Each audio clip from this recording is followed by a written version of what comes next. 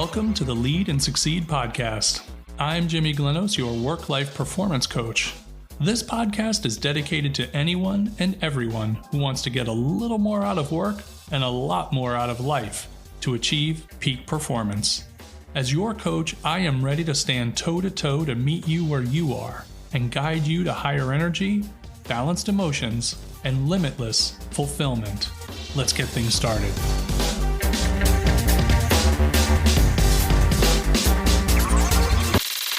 Hello, I'm Jimmy Glenos, your work-life performance coach, and welcome to the Lead and Succeed podcast.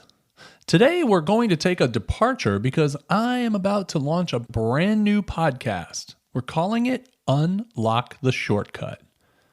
I hope you enjoy the new content. Here we go. Happiness. Happiness is one of those things that we all need, we all seek, and yet sometimes, in fact, oftentimes, we struggle to find it. We search and search and search. We look in all the right places. We try positive thinking, morning affirmations, self-help, self-care, setting and achieving audacious goals, planning and then going on vacations, and all the other things that are supposed to make us feel better. Well, here's the thing, dear listener. We've been looking in all the wrong places. I know, you're saying, Jimmy, I love my positive thinking and I love my self-care bubble bath. I get it, me too. But that's not what brings us true happiness. True, lasting happiness can't be found in those activities. Now, I'm not saying they don't feel good, they do. But they're not going to keep you in the land of happy too far beyond the time you're actually engaged in those activities. But let's not give up hope. I'm here to tell you that you can experience true, lasting happiness whenever you want it. Because happiness is not found, it's created. Yep, that's right. We have the capacity to create happiness at any moment of any day, no matter how bad, how disappointed, or how doomed we feel. I know it sounds too good to be true, but I'm going to let you in on the dirty little secret of happiness. We create happiness by doing good. And we do it best by engaging in any of these four following activities: appreciation, giving, forgiveness, and laughter. Yeah, just those four. And the great thing is the return is immediate and long-lasting. Now, if you're hesitant to believe, just listen a bit longer and see if I can't change your mind. So let's start with appreciation.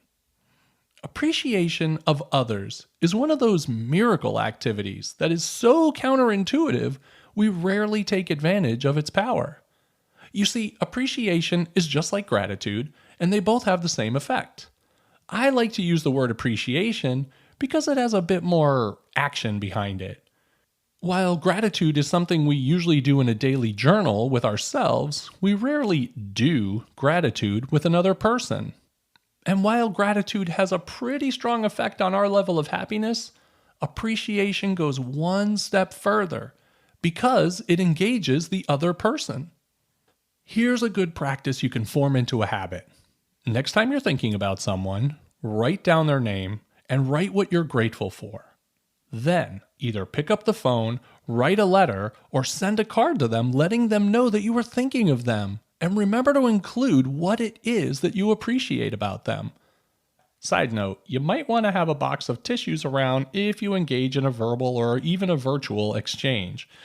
Tears tend to flow when these conversations take place. All right, now that you've filled your heart with love and appreciation for someone else, it's time to do some good old-fashioned giving. Giving to others is another one of those, hold on, I thought this was making someone else happy activities. And it is.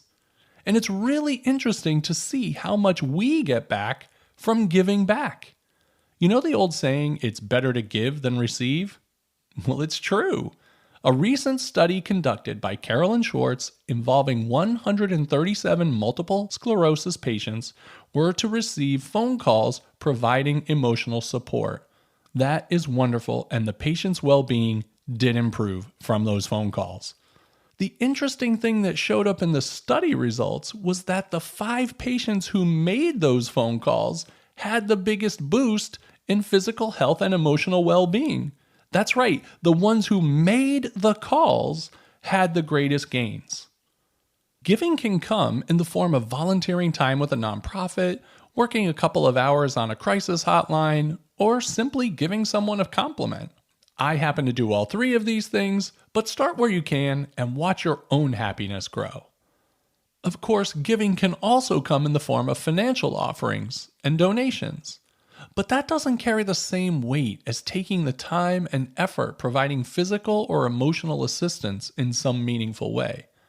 The gift of time or talent creates a much stronger tie to personal happiness than the gift of treasure.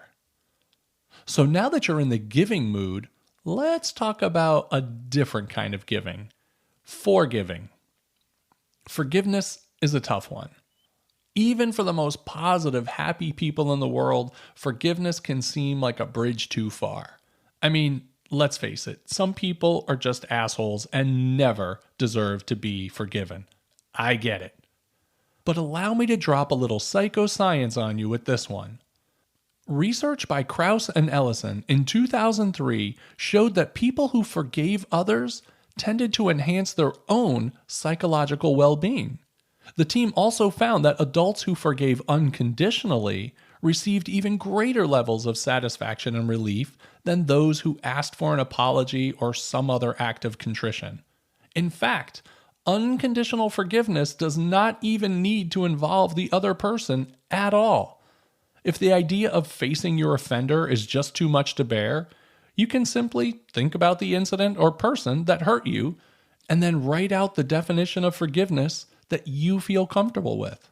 That's it. Just write what it would look or sound like as if you were confronting that person in real life.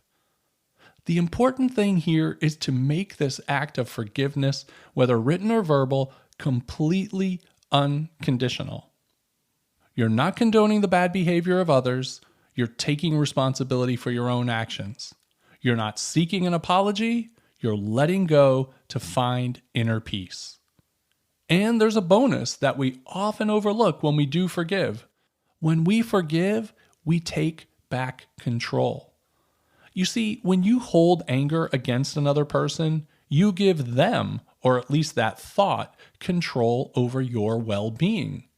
Ruminating about negative thoughts, beliefs, or experiences prompts even more negative thoughts and beliefs, increasing anger, anxiety, and/or depression. Release the anger, let go of the grudge, and regain control over that situation. Now, while you're at it, go ahead and forgive yourself for any self-judging or self-shaming. We all tend to be our own worst critics. So this time, be your own best friend. Give yourself the same forgiveness for mistakes that everyone else gets. That was pretty heavy, so let's end on a lighter note. Laughter. You know how they say laughter's the best medicine? Well, it is in fact absolutely true. It works with colleagues at work, loved ones at home, and even in the relationship we have with ourselves. Seriously, when we take time to look at the lighter side of things, we actually improve our psychological and physical well-being. Studies have shown that when we laugh, we build especially healthy immune systems, and we fend off heart attack and stroke by 40%. In fact, people who engage in regular bouts of laughter tend to live 4.5 years longer than those who don't. And since we've effectively lost the last 2 years to pandemic lockdowns and limitations, an extra 4.5 years seems like we owe it to ourselves to a little chuckle here and there. Using lighthearted humor at work builds stronger relationships among team members and between subordinates and supervisors. And when work relationships are stronger, people tend to be happier. And when the work life is good, home life gets even better. According to the Gottman Institute, couples who use humor and gentle teasing to de-escalate conflict and reduce stress have much stronger and happier relationships. And just like the other happy-inducing activities, give yourself a bit of grace here as well. Cut yourself some slack and just laugh a bit. You may not be perfect, but no one is. So don't be so hard on yourself and find a few ways to see the humor in your flubs and foibles. You deserve a little comedy break. Wait, what's that? You're the selfish type? You don't want to do good for others because they can find their own happiness? You're just out to get yours? Well, you're in luck, my egocentric, selfish friend. I've got great news for you. Being good in the ways I've just outlined are perfect ways to be incredibly selfish. You see, while you may be doing some good for those you show appreciation to, give to, or forgive, you're getting the last laugh because you receive the bigger benefit. It's like you're stealing happiness. They think you're being nice to them when in fact, you're doing it for yourself. There. You feel better now? Awesome. So whether you're a benevolent do-gooder or a selfish happy hog, how in the next week will you find ways to show appreciation to others? How will you spend a little time giving back and volunteering? And how will you learn to forgive, take responsibility, and take back your power? Oh, and don't forget to laugh. It really is the best medicine. Well, that does it for today. But before we go, I want to thank you for making us a part of your busy day. And if you found this message inspiring, please subscribe, rate, and leave a review. I'd love to hear from you. And if you love this episode, share it with friends and family and on social media. And tag me, Jimmy Glenos, so I can see what you're up to and support you too. If you're looking to dramatically improve your health, wealth, leadership, or relationship, take the next step and partner with me as your coach. Head to my website at jimmyglenos.com. I look forward to working with you soon. Until then, I'm Jimmy Glenos, your mental fitness performance coach, helping you unlock the shortcut.